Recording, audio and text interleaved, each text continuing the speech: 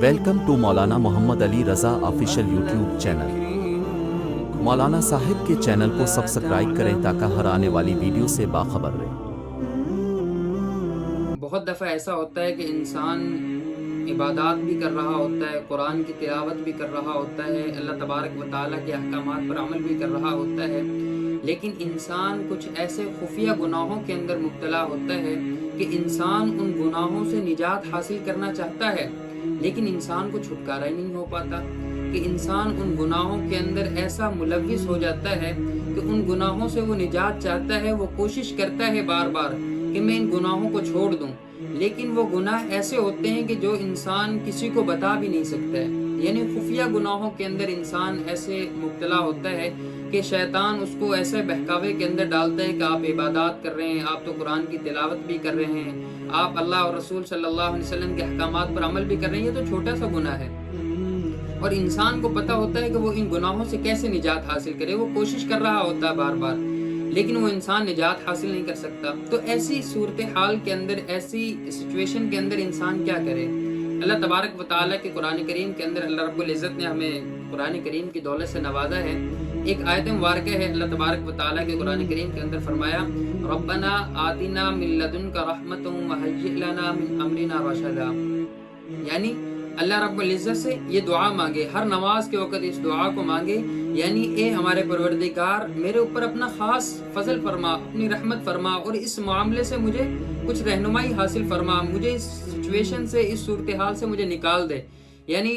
شیخ الاسلام مفتی محمد تقی عثمانی دامت برکاتہ عالیہ فرماتے ہیں کہ اللہ رب العزت سے گفتگو کرے، باتیں کرے کہ یا اللہ یا تو مجھے اس گناہ سے نجات دے دے، یعنی اس گناہ سے مجھے، کیونکہ اللہ رب العزت نے نیکی کی توفیق تو اللہ رب العزت نے، اور گناہوں سے بچنے کی توفیق بھی اللہ رب العزت نے دینی ہے، یعنی اللہ تبارک و تعالیٰ سے اس انداز کے اندر باتیں کرے کہ یا اللہ میں تو ان گناہوں سے بچ نہیں سکتا، یعنی میرے اندر اتنی ہمت اور طاقت نہیں ہے کہ یا اللہ میں ان گناہوں سے نجات حاصل کر لوں، لیکن تیری ذات تو ہے نا، تیری ذات یا تو اللہ رب العزت سے کہے کہ یا اللہ یا تو مجھے ان گناہوں سے، جن گناہوں کے اندر میں ملوث ہو چکا ہوں، جن گناہوں سے میں چھٹکارا حاصل نہیں کر پا رہا، یا تو ان گناہوں سے مجھے چھٹکارا حاصل کروا دیں، یعنی مجھے اتنی ہمت اور طاقت دیں کہ میں ان گناہوں سے چھٹکارا حاصل کر لوں، نجات حاصل کر لوں، اور یا اللہ رب العزت سے کہے کہ یا اللہ یا کل قیامت کے دن مجھ سے ان گناہوں کے بارے میں مواخذہ نہ کیجیے گا۔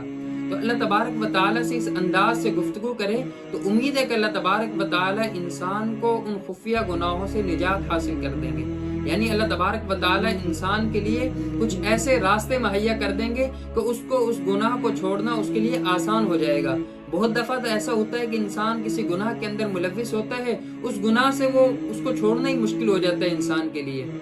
یعنی انسان کے لیے اس گناہ کو چھوڑنا امتحان بن جاتا ہے، مشکل ہو جاتا ہے۔ تو اللہ تبارک و تعالیٰ اس انسان کے لیے، جب انسان اللہ تبارک و تعالیٰ سے یہ دعا مانگے گا تو فرمایا کہ اس وظیفے کو کرے گا، ہر نماز کے بعد اللہ تبارک و تعالیٰ سے گن گنا کے مانگے گا کہ یا اللہ مجھے تو اس گناہ سے نجات دے دے، اپنی خاص رحمت میرے اوپر نازل فرما، اور میرے لیے اس صورتحال سے مجھے رہنمائی حاصل فرما، میری کوئی سیدھا راستہ دکھا۔ تو اللہ تبارک و تعالیٰ امید ہے کہ اللہ رب العزت اس کے لیے ایسا کوئی سادہ سا آسان سا راستہ نکالیں گے کہ انسان کو پتہ بھی نہیں چلے گا،